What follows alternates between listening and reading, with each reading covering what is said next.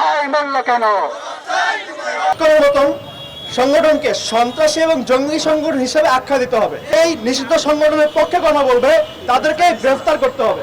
একটা সন্ত্রাসী জঙ্গি সংগঠন তাদেরকে অবশ্যই নিষিদ্ধ করতে হবে।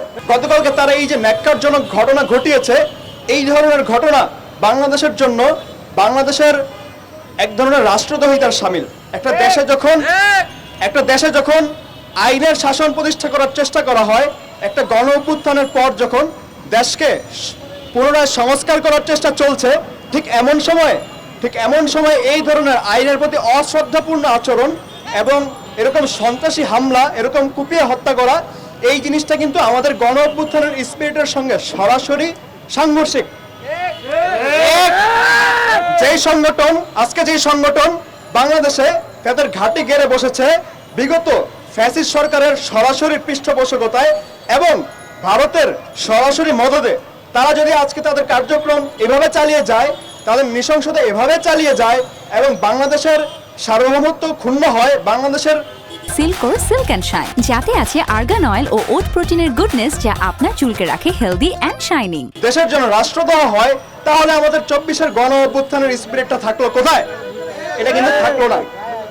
আমি বলতে চাই, আজকে বাংলাদেশে ইসকনের মতো একটি সংগঠন, যারা এনজিও হিসেবে হয়তো ঢুকেছিল, কিন্তু আজকে তারা রাষ্ট্রদ্রোহী এমন কাজকর্ম করছে, যেটাকে আবার ভারতীয় সরকারের পক্ষ থেকে, ভারতীয় হাই কমিশনের পক্ষ থেকে সেই বিষয়ে কনসার্ন জানিয়ে বক্তব্য দেওয়া হচ্ছে। এটা বাংলাদেশের সার্বভৌমত্বের উপর একটা আঘাত। সেই জন্য আজকে আমরা স্টুডেন্টস ফর সভারেন্টি, আমরা সার্বভৌমত্বের পক্ষে কথা বলার সংগঠন ছাত্ররা, আমরা আজকে এখানে দাঁড়িয়েছি। আমরা দায়িত্বহীন কথা বলতে চাই,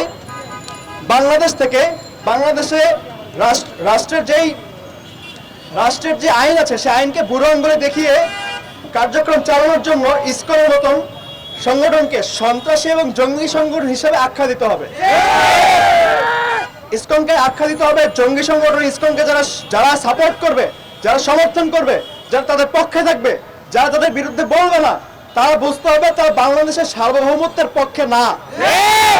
যারা বাংলাদেশের সার্বভৌমত্বের পক্ষে না, যারা দেশে আইনের শাসন প্রতিষ্ঠিত হওয়ার পক্ষে না, তাদেরকে সরাসরি বিচারের আওতায় আনতে হবে। যারা এই নিষিদ্ধ সংগঠনের পক্ষে কথা বলবে তাদেরকে গ্রেফতার করতে হবে। এবং আপনি দেখেন, আজকে এই যে চিন্ময় দাস প্রভু, তাকে গ্রেফতার করা হয়েছে রাষ্ট্রদ্রোহ মামলায়। সেইটার যে মামলা চলছিল, এখানে তারা এত বড় ভয়ানক ঘটনা ঘটিয়েছে চট্টগ্রামে। এটা তারা কিভাবে করেছে? বিগত বছরগুলোতে অনেকে আছে, অনেক মাস্টার মাইন্ড আছে। এর মধ্যে চট্টগ্রাম বিশ্ববিদ্যালয়ের সংস্কৃত বিভাগের প্রফেসর কুশল বরণ চক্রবর্তী, সেই ইসকনের একজন বড় মূল হোতা, যে বাংলাদেশে ইসকনকে প্রতিষ্ঠিত করতে অনেক কাজ করেছে।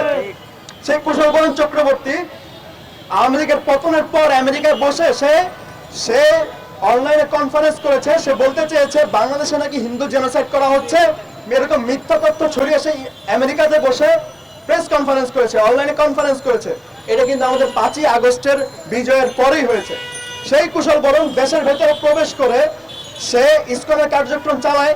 সেদিন শাহবাগে এসেছে, রাজু ভাস্কর্যে এসেছে, কার্যক্রম চালিয়ে গেছে।